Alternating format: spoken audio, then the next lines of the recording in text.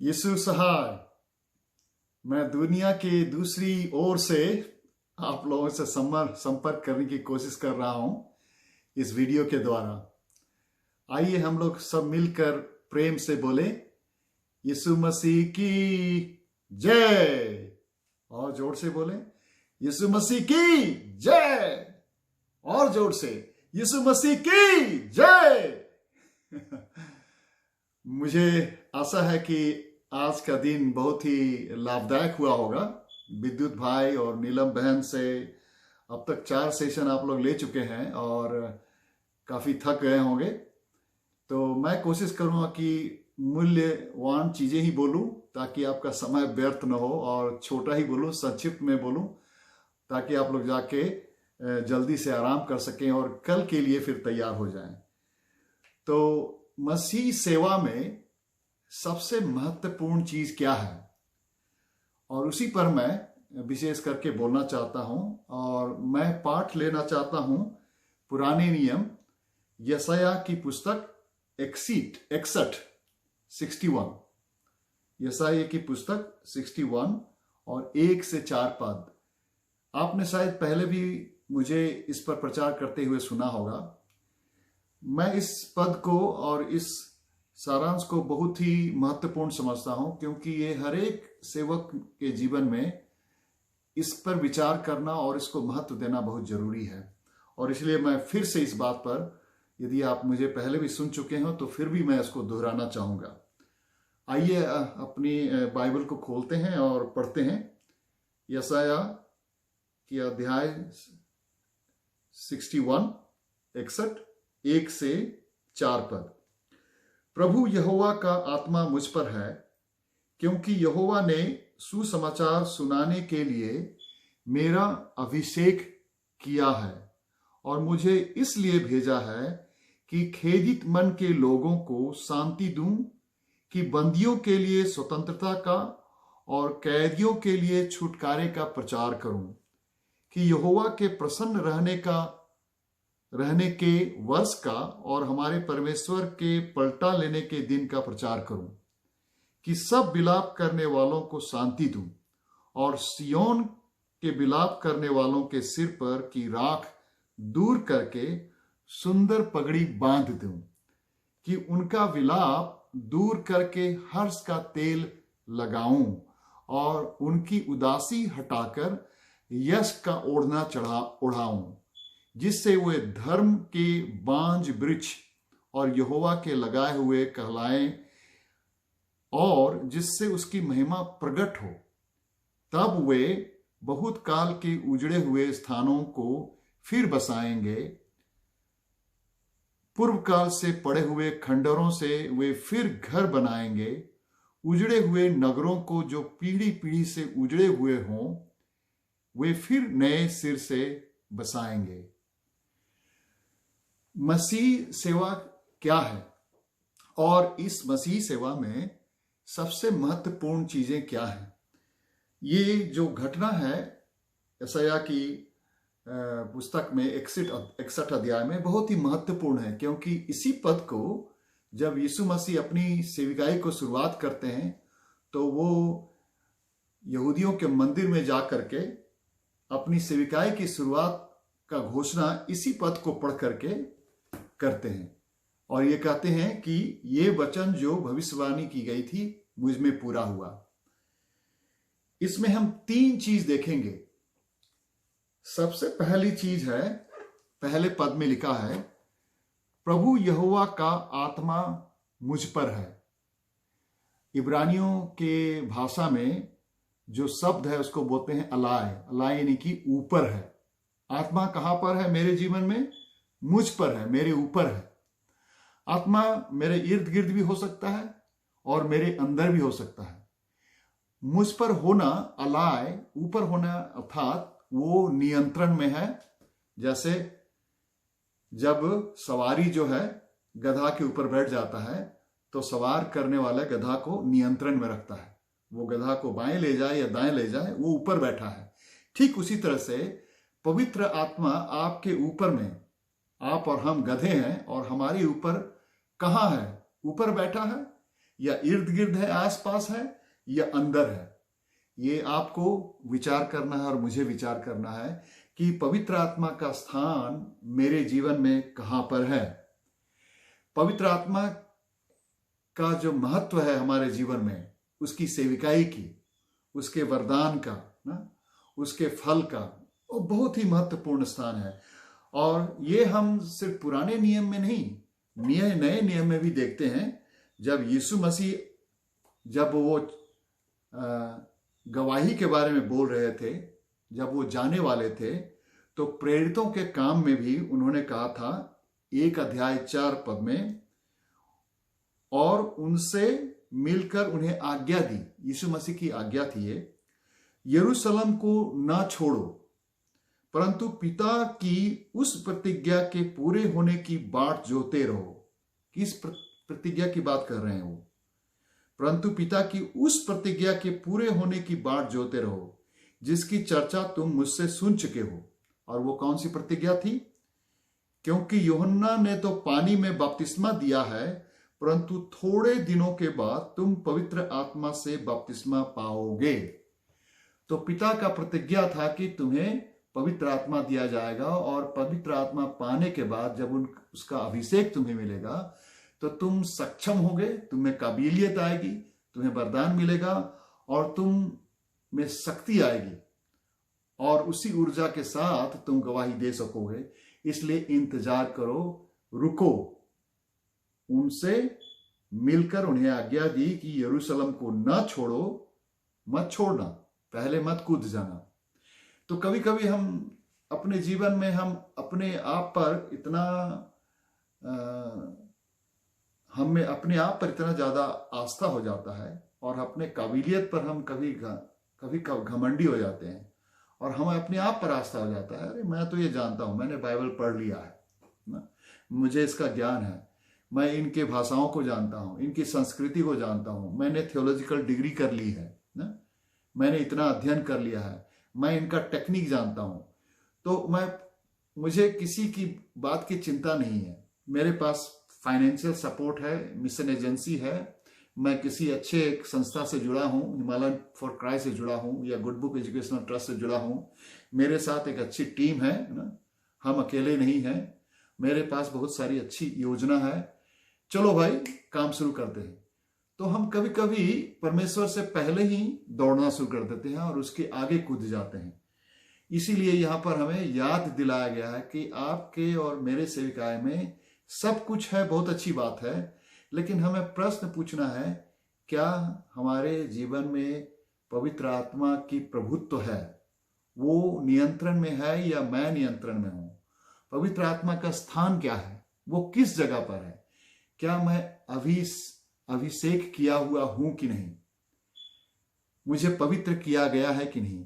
मैं अंदर से पवित्र आत्मा में पूरी तरह से संपूर्ण रूप से समर्पित हूं कि नहीं? यह मैं याद रखिएगा कि जब संत पौल लिख रहे थे पत्र रोमियो को, तो रोम की कलीसिया जो थी, वहां पर कुछ लोग जो यहूदी मसीही थे और कुछ लोग यूनानी मसीही लोग थे, और दोनों को उन्होंने सिखाया था कि भाई ज्ञान से मत चलो, मांस और शरीर की ताकत से मत चलो, व्यवस्था के नियमों से मत चलो, तुम्हारे अनुभव से सिर्फ मत चलो, लेकिन पवित्र आत्मा में नियंत्रित होकर चलो। वो रोमियो के 8 अध्याय में कहते हैं, परंतु जबकि परमेश्वर का 8 अध्याय 9 पद में पढ़ रहा हूं, 8 अध्याय 9 पद, यदि बाइबल है तो आप भी खोलकर हमारे साथ पढ़ सकते हैं। परंतु जबकि परमेश्वर का आत्मा तुम में बसता है, तो तुम शारीरिक दशा में नहीं परंतु आत्मिक दशा में हो। यदि किसी में मसीह का आत्मा नहीं तो वो उसका जन नहीं। सबसे पहले तो आप मसीही बन ही नहीं सकते हैं यदि आप में पवित्र आत्मा है नहीं, और आपने यदि पवित्र आत्मा को नियंत्रण नहीं दिया है, आप अभी भी अपने को अपने नियंत्रण में रख रहे हैं, और आप अभी भी पवित्र आत्मा पर समर्पित नहीं हुए हैं, अपने पापों को स्वीकार करके अपने आप को जब तक समर्पित नहीं कर दिए हैं, और पवित्र आत्मा को अपने निमंत्रण करके अपने जीवन में जब तक प्रभुत्व नहीं दिए हैं, तब तक आप मसीही बन ही नहीं सकते हैं। हाँ, भले आपका नाम क्रिस्टोफर हो या डेविड हो या माइकल हो, आप भले कलीसिया में बपतिस्मा ले लिए हों, और भले आपको किसी संस्था से आपको मसीह सेवक घोषणा कर दिया है, आपको नियुक्ति पत्र भी दे दिया गया है, आपने शायद आपको लाइसेंस भी दे दिया गया है, आपने ऑर्डिनेशन का सर्टिफिकेट भी ले लिया है, हो सकता है, लेकिन वो झूठा होगा। वो बाहरी दिखावट के लिए बहुत सारे लोग ऐसे मसीही हैं जो दिखने में लगते हैं मसीही, लेकिन वो धार्मिकता नहीं है उसके अंदर की, बाहरी धार्मिकता है। तो वही संत पौल कहते हैं कि सबसे पहले तुम आत्मा में आओ, आत्मा से नियंत्रित रहो और आत्मा से चलो। 10वां पद पढ़ता हूं, रोमियो के 8 अध्याय 10वां पद में, यदि मसीह तुम में है तो देह पाप के कारण मरी हुई है। कैसे पता चलेगा? पता चलेगा कि आपका शरीर जो है वो पापों को सुनता नहीं है, पापों के प्रलोभन को सुनता नहीं है, वो पापों के लिए मरा हुआ है। तो देह पाप के कारण मरी हुई है। पाप जैसे अहंकार हुआ, स्वार्थी होना हुआ, या ईर्ष्या हुआ, या जलन हुआ, या किसी से डाह रखना, या झूठ बोलना, इन सब चीजों में आपका शरीर जो समर्पित नहीं है, परंतु आत्मा धर्म के कारण जीवित है। यदि आप जीवित हैं तो वो आत्मा के कारण जीवित हैं और धर्म के कारण जीवित हैं। 11 पद में कहते हैं रोमियो के 8 अध्याय में, यदि उसी का आत्मा जिसने यीशु को मरे हुओं में से जिलाया है तुम में बसा हुआ है, तो जिसने मसीह को मरे हुओं में से जिलाया वो तुम्हारे नश्वर देहों को भी अपने आत्मा के द्वारा जो तुम में बसा हुआ है जिलाएगा। यदि आप यीशु मसीह में मरे हैं और मरने के तौर पर आपने बपतिस्मा लिया है पानी में डुबकी लगा के, तो यीशु मसीह के आत्मा में आप पानी से निकल आए हैं, जी उठे हैं, और वो आपको जिंदा करेगा। आप मरे हुए व्यक्ति की तरह नहीं रहेंगे, लेकिन आप जिए हुए, जिनमें पूरी तरह से जुनून है, पवित्र आत्मा में चलने वाले व्यक्ति में जिसमें ताकत है और चाहत है, उत्साह है, ऐसे व्यक्ति होंगे आप। तो रोमियो में भी हम संत पौल के लिखे हुए इस शिक्षा से हम समझते हैं कि हमारे जीवन में पवित्र आत्मा का स्थान होना, उसका प्रभुत्व होना, उनका नियंत्रण होना बहुत ही महत्वपूर्ण है। संत पौल फिर गलातियों के पत्र में जब वो लिख रहे थे, गलातिया के कलीसिया को जब पत्र लिख रहे थे, तो 5 अध्याय 16 में फिर लिखते हैं, 5 अध्याय 16 में, पर मैं कहता हूं आत्मा के अनुसार चलो, आत्मा के अनुसार चलो, आत्मा से कदम मिलाकर चलो। हम कैसे आत्मा के अनुसार चलेंगे? हम पवित्र शास्त्र को पढ़ेंगे और पवित्र शास्त्र में दिए हुए यीशु के जितने शिक्षाओं को मनन करते हुए और उसको मानते हुए जब हम चलेंगे तो हम आत्मा के अनुसार चलने शुरू करेंगे। जैसा कि यूहन्ना में कहा था, 16 अध्याय में कहा है कि मैं आत्मा को भेजूंगा और आत्मा तुम्हें वही सिखाएगा जो मैंने तुम्हें सिखाया, वही मनन याद कराएगा जो मैंने तुम्हें सिखाया है। तो तुम आत्मा के अनुसार चलो और तुम शरीर की लालसा किसी रीति से पूरी ना करोगे। 16 पद में, गलातियों के 5 अध्याय 16 पद में, क्योंकि शरीर आत्मा के विरुद्ध में और आत्मा शरीर के विरुद्ध में लालसा करता है और ये एक दूसरे के विरोधी हैं, इसलिए कि जो तुम करना चाहते हो वो न करने पाओ। और यदि तुम आत्मा के चलाए चलते हो तो व्यवस्था के अधीन न रहो। शरीर के काम तो प्रकट हैं, अर्थात व्यभिचार, गंदे काम, लुचपन, मूर्ति पूजा, टोना, बैर, झगड़ा, ईर्ष्या, क्रोध, विरोध, फूट, विधर्म, डाह और मतवालापन, लीला क्रीड़ा और इनके जैसे और काम है। इनके विषय में तुमसे पहले से कह देता हूं कि जैसा पहले कह भी चुका हूं कि ऐसे काम करने वाले परमेश्वर के राज्य का वारिस नहीं बनेंगे, ये राज्य के वारिस न होंगे। पर आत्मा का फल क्या है? प्रेम, आनंद, शांति, धीरज, कृपा, भलाई, विश्वास, नम्रता और संयम। ये 9 फल हैं। 9 प्रकार के फल नहीं, लेकिन एक ही फल में ये 9 गुण हैं। ऐसे जो मसीह यीशु के हैं उन्होंने शरीर को उसकी लालसाओं और अभिलाषाओं समेत क्रूस पर चढ़ा दिया है। जो अपने शरीर के लालसाओं को चढ़ा करके आत्मा में चलने वाले हैं, इसमें उनमें 9 गुण होंगे। हाँ, ये जरूरी है नहीं है कि हम सारे सभी सेवकों के बीच में बराबर का ये गुण होंगे। कोई जो ज्यादा परिपक्व है उसमें ज्यादा ये गुण होंगे, कुछ में जो कम है उसमें कम होंगे। लेकिन प्रश्न उठता है कि क्या आप इस गुणों को ज्यादा से ज्यादा वृद्धि करने की प्रयास कर रहे हैं कि नहीं, या आप कहीं पर जस्ट अटक गए हैं और उस फल के गुणों में वृद्धि होना बंद हो गया है। तो आत्मा में चलना, इसी से हमें पता चलेगा कि हम सचमुच में आत्मा में चल रहे हैं कि नहीं। यदि हम चल रहे हैं तो इन गुणों में वृद्धि होती रहेगी, कमाव नहीं आएगी, बढ़ता जाएगा। ज्यादा से ज्यादा हम प्रेम करना शुरू करेंगे, ज्यादा से ज्यादा आनंदित होंगे, ज्यादा से ज्यादा हमारे बीच में शांति होगी और धीरज होगी और कृपा होगी लोगों के लिए, लोगों को भलाई करने के लिए। हमें परमेश्वर के प्रति विश्वास, उनकी प्रतिज्ञाओं पर विश्वास, अपने सहभागिता में अपने जो साथ काम करने वाले हैं उन पर विश्वास, नम्रता और संयम दूसरों के साथ करना, ऐसे चीज हमारे जीवन में वृद्धि होती ही रहेगी यदि हम हमारे जीवन में पवित्र आत्मा का प्रभुत्व है, वो हम पर है और हम उस पर नियंत्रण है, उसके नियंत्रण में है। तो फिर से वापस चलते हैं यशायाह की पुस्तक 61 अध्याय में पहला पद, प्रभु यहोवा का आत्मा मुझ पर है।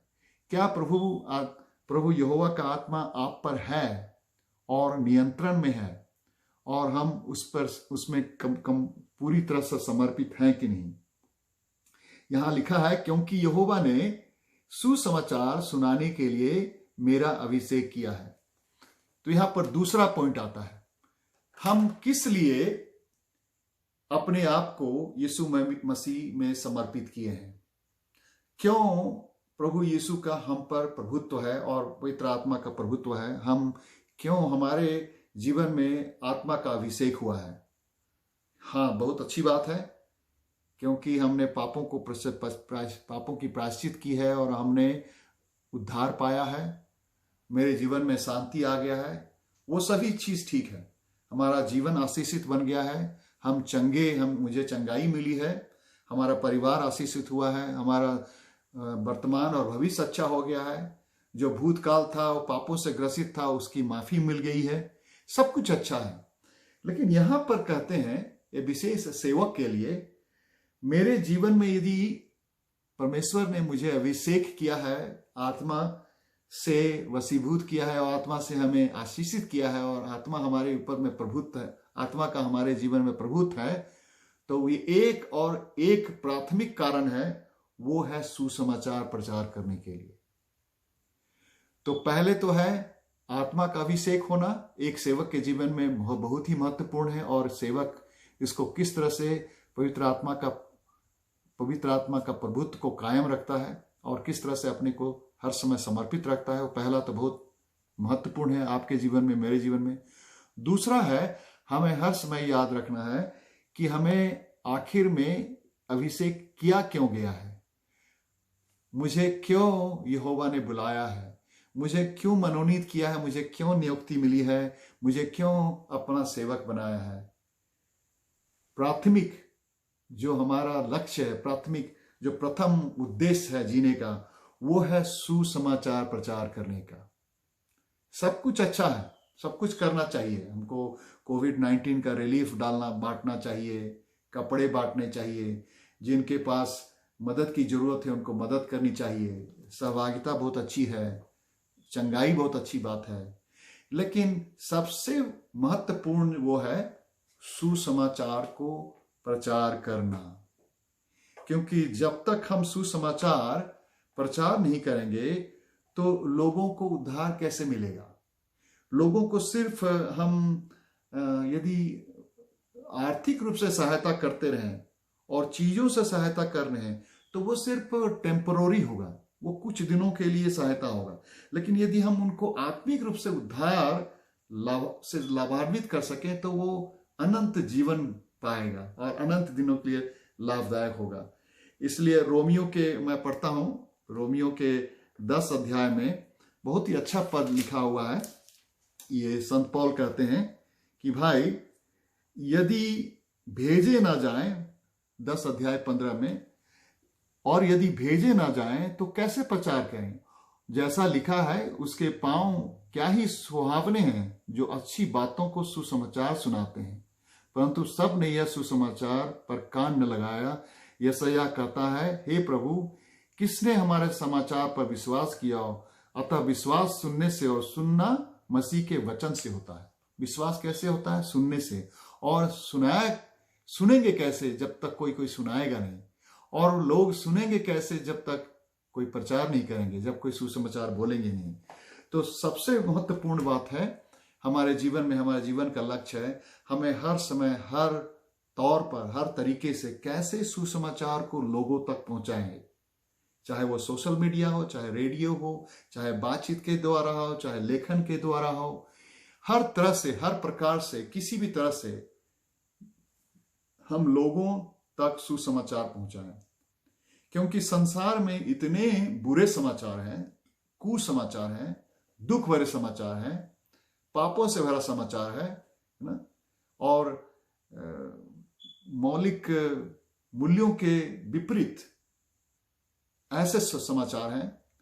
बहुत बुरे बुरे समाचार हैं, चाहे वो राजनीतिक हो, चाहे धार्मिक हो, चाहे सामाजिक हो, चाहे सांस्कृतिक हो। किसी भी तरह का आप यदि समाचार सुनेंगे तो आपको पता लग जाएगा कि वो बड़ा उत्साहित समाचार नहीं है, सुसमाचार नहीं है। लेकिन पवित्र शास्त्र में सुसमाचार है। कैसा सुसमाचार?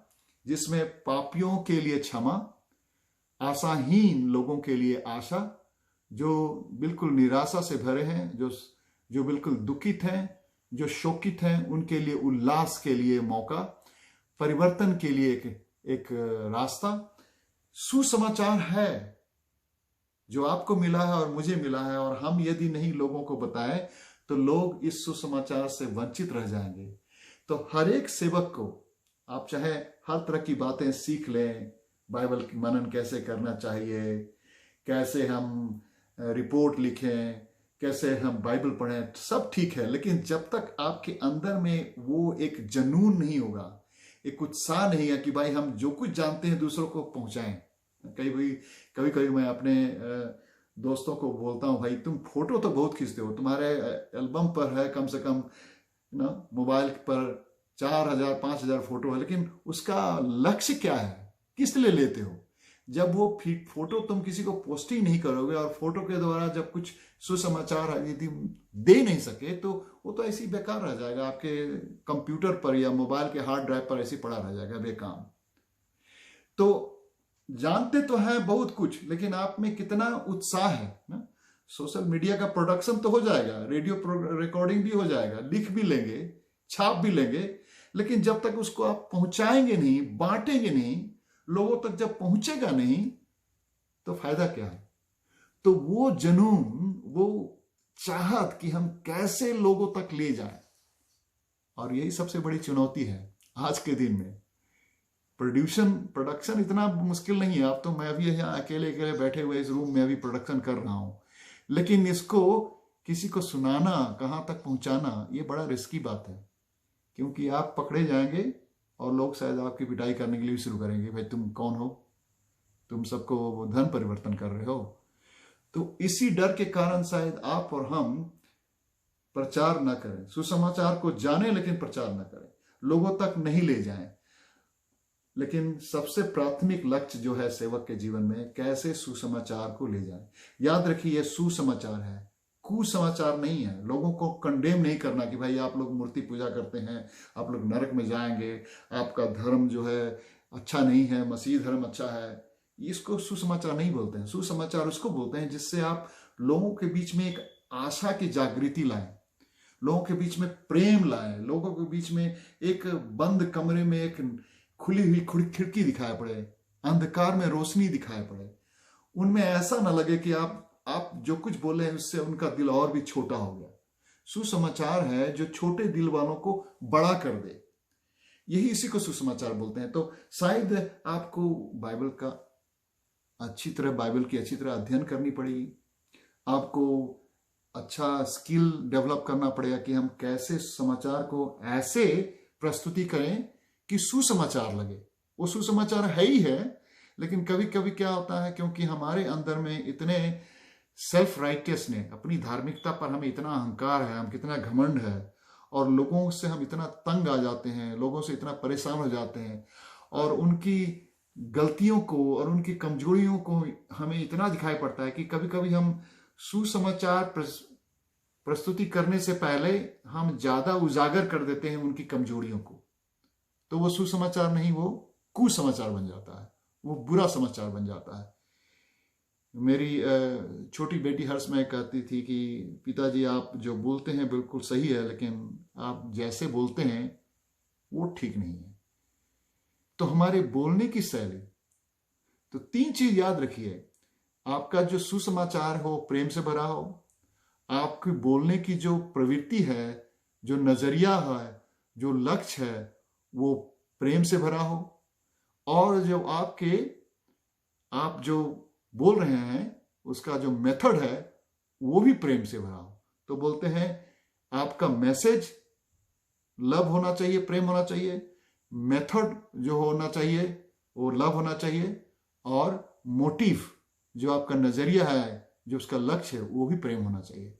सो message, motive and method, all 3 must be full of love of Jesus Christ. यीशु मसीह के प्रेम से भरा रहना चाहिए, तभी वो सुसमाचार होगा। नहीं तो वो सुसमाचार नहीं होगा, वो सिर्फ तो धर्मों की तुलना हो जाएगी, और एक को गिराना और दूसरे को ऊपर उठाना वाली बात हो जाएगी, और अहंकार से भरा हुआ एक धार्मिकता का प्रचार हो जाएगा कि किसकी धार्मिकता कितनी अच्छी है। यहाँ धार्मिकता की प्रचार नहीं, लेकिन अनुग्रह का प्रचार, प्रेम का प्रचार हमें चाहिए।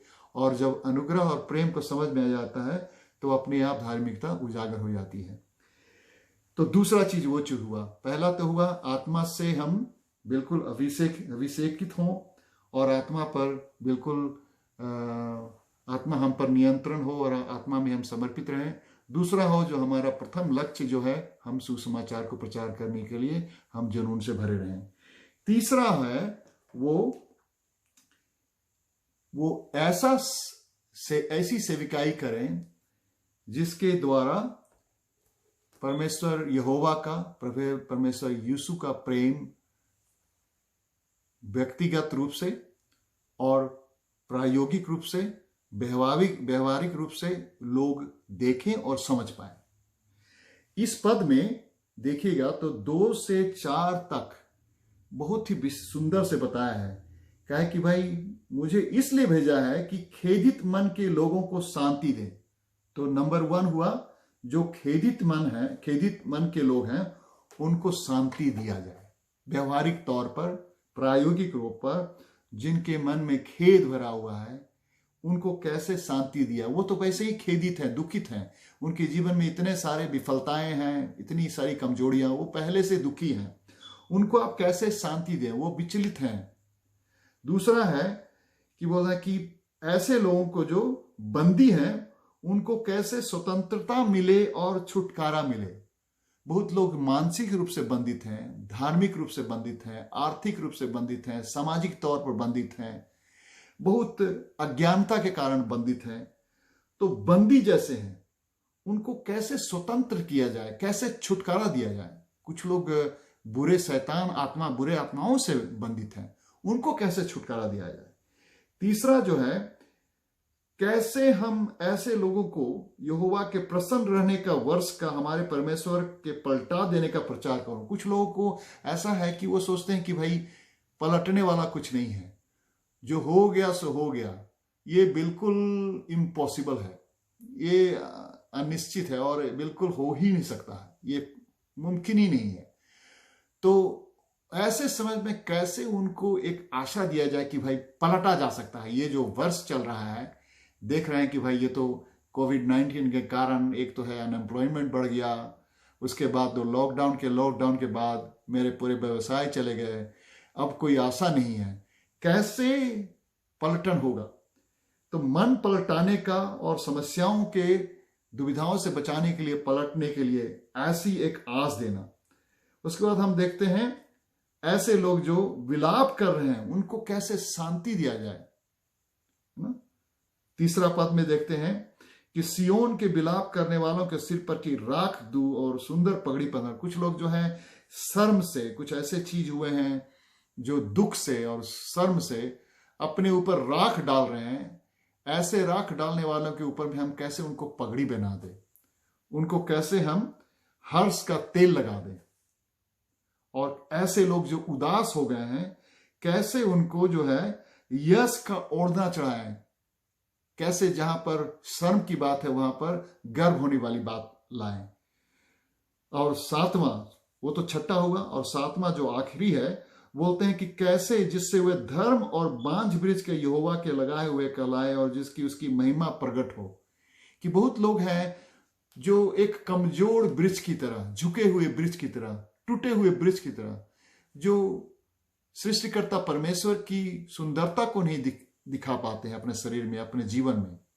उनके जीवन में परिवर्तन ला करके उनको ऐसा वृक्ष बना दें जिसमें परमेश्वर की महिमा देखे, परमेश्वर का शक्ति दिखे, उनके जीवन में परिवर्तन आए। तो प्रायोगिक रूप से, व्यवहारिक रूप से शायद हमें लोगों के पास जाना पड़ेगा, घर में जाना पड़ेगा, उनकी बातें सुननी पड़ेगी, उनकी मुसीबतों को सुनना पड़ेगा और कहीं से कहीं कुछ उपाय निकालना पड़ेगा।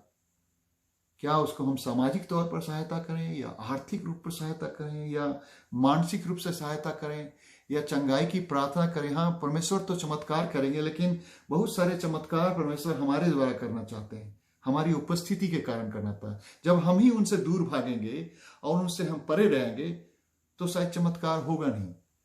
तो हम उनके पास कैसे करीब आए, इसको अंग्रेजी में बोलते हैं मिनिस्ट्री ऑफ कंपेशन। हम कैसे सेविकाई करें, ऐसे सेविकाएं जिसमें दया हो, कृपा हो, प्रेम हो। वो सेविकाई, तीसरा, सिर्फ प्रचार करने से नहीं होगा। प्रचार के साथ हमारे साथ एक ऐसी सेविकाई होनी चाहिए जहां हम उपस्थित हों और हमारे द्वारा परमेश्वर यीशु की दया और प्रेम को लोग चखें और देखें। जब ऐसा होगा तो बोलते हैं चौथा पद में, तब वे बहुत काल के उजड़े हुए स्थानों को फिर बसाएंगे, पूर्व काल से पड़े हुए खंडरों में वे फिर घर बनाएंगे, उजड़े हुए नगरों को जो पीढ़ी पीढ़ी से उजड़े हुए हैं वे फिर नए सिर से बसाएंगे। जो सेविकाई 61 अध्याय में एक व्यक्ति से शुरू होता है, एक व्यक्ति के अभिषेक से शुरू होता है, वही सेविकाई चौथे पद में क्या हो जाता है, तब वे, यहां पर मैं नहीं हूं, वे, क्योंकि ये मैं जब लोगों को सेवा करना शुरू करते हैं और लोगों के जीवन में जब परिवर्तन आते हैं तो ये बहुवचन वे जुड़ जाते हैं किस काम में, स्थानों को फिर बसाने में और पूर्व काल से पड़े हुए खंडरों में परिवर्तन लाने में, नए सिर से बसाएंगे। इसी तरह से कलीसिया बनता है, इस तरह से समाज बनता है। यही कारण है कि जब सेवक लोग किसी भी नए जगह पर अकेले जाते हैं और कुछ ही सालों में 1 से 2 केले, 2 केले से 3 केले, 4 केले, 5 केले, उसके बाद एक सेविकाई और एक कलीसिया बन जाती है, एक समाज बन जाता है। वो कैसे होता है? पवित्र आत्मा के अभिषेक से, सुसमाचार के प्रचार से, तीसरा प्रेम की सेविकाई से, मिनिस्ट्री ऑफ कंपेशन। ऐसी सेविकाई जिसमें परमेश्वर की नम्रता, परमेश्वर की दया, परमेश्वर की कृपा और यीशु मसीह का प्रेम दिखता हो। तो मेरी यही अभिलाषा होगी और मेरी यही आशा होगी आने वाले दिनों में, और मेरी यही आपके लिए प्रार्थना होगी कि हाँ, आप आए हैं इस लीडरशिप ट्रेनिंग, पासवान की ट्रेनिंग और अगुवे की ट्रेनिंग, बहुत अच्छी बात है, करें, सब जितने भी स्किल है सीखें, लेकिन आप जब जाएं तो ये 3 चीजों को साथ में ले जाएं कि आप जहां भी जाएंगे, आप यदि चाहते हैं कि आप अकेले न रहें, आप 2 केले, 3 केले और 4 केले और बहुत सारी कलीसिया बन जाए, ऐसी कलीसिया जहां पर खंडरों को फिर से निर्माण किया जाए और फिर से घर बसाएं और उजड़े हुओं को बसाना शुरू कर दें। यदि आप ऐसा चाहते हैं और कलीसिया आपकी प्रगति हो और बढ़े, तो ये आपसे शुरुआत होना पड़ेगा। आपको समर्पित करना पड़ेगा पवित्र आत्मा में, पवित्र आत्मा को अपने ऊपर रखना पड़ेगा। आप और हमें गधा बनना पड़ेगा, उनको मालिक बनाना पड़ेगा और परमेश्वर के वचन को हम बड़े चाव से पढ़ेंगे और उसको प्राथमिकता देंगे अपने जीवन में। इनकी बातों को मनन करेंगे और समझने की कोशिश करें कि हम कैसे इस वचन को सुसमाचार के रूप में हम लोगों में प्रस्तुति करें। और तीसरा, बड़े निस्वार्थ से और त्याग से लोगों को यीशु मसीह का प्रेम और यीशु मसीह की कृपा, यीशु मसीह की दया का अनुभव पाने देंगे आपके और मेरे जीवन द्वारा। तो भाई और बहनों, मेरी यही प्रार्थना है, आज का दिन जब समाप्त होता है आप इस विचार पर थोड़ा मनन करेंगे और अपने आप के जीवन को समर्पित करेंगे इस ओर। आइए हम लोग अपना सर झुकाकर जो भी आपके दिल में जो भी है, आप अपनी मन ही मन में आप प्रार्थना करें और अपने आप को समर्पित करें। प्रभु यहोवा यीशु मसीह हमारे बीच हैं, वो हमारे प्रार्थना को सुनेंगे और आपके जीवन में परिवर्तन लाएंगे और आपके द्वारा वो पराक्रम करेंगे और चमत्कार करेंगे और एक मजबूत कलीसिया को स्थापना करेंगे आपके द्वारा। आइए प्रार्थना करते हैं। हे परम पिता परमेश्वर, आप सर्वज्ञानी हैं, आप हमारे बारे में सब कुछ जानते हैं प्रभु, आपसे कुछ भी छिपा नहीं है। इसलिए आपके सामने हम अपने आप को लाते हैं और अपनी सारी भूल को, अपनी सारी कमजोरियों को, अपनी सारी गलतियों को, अपने सारे पापों को, हमारे अंदर जो भी है प्रभु, आपसे भीख मांगते हैं कि आपके पवित्र लहू के द्वारा उसको धो डालिए।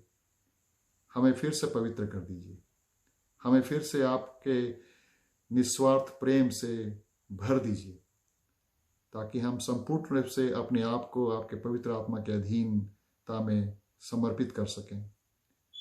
हमें ज्ञान दीजिए ताकि हम सुसमाचार को सही रूप से लोगों तक ला सकें। हमें इतना हिम्मत और ताकत और निस्वार्थ प्रेम से भर दीजिए कि हम लोगों तक आपकी कृपा, आपकी दया, आपके प्रेम को अनुभव करा सकें अपने जीवन के द्वारा। हमारा जीवन सेवा से भरा हो, निस्वार्थ हो और प्रेम से भरा हो। हमारे जीवन को आपके सेवा में उपयोग में लाइए प्रभु, यही हमारी अभिलाषा है। हम सब आपके चरणों में अपने आप को समर्पित करते हैं। धन्यवाद करते हैं प्रभु हमारी प्रार्थना सुनने के लिए। ये प्रार्थना प्रभु यीशु मसीह के नाम से मांगते हैं, आमीन। धन्यवाद। आपका शाम अच्छा बीते, शुभ रात्रि हो, सहभागिता का आनंद लीजिए और फिर हम कल मिलेंगे। Bye bye.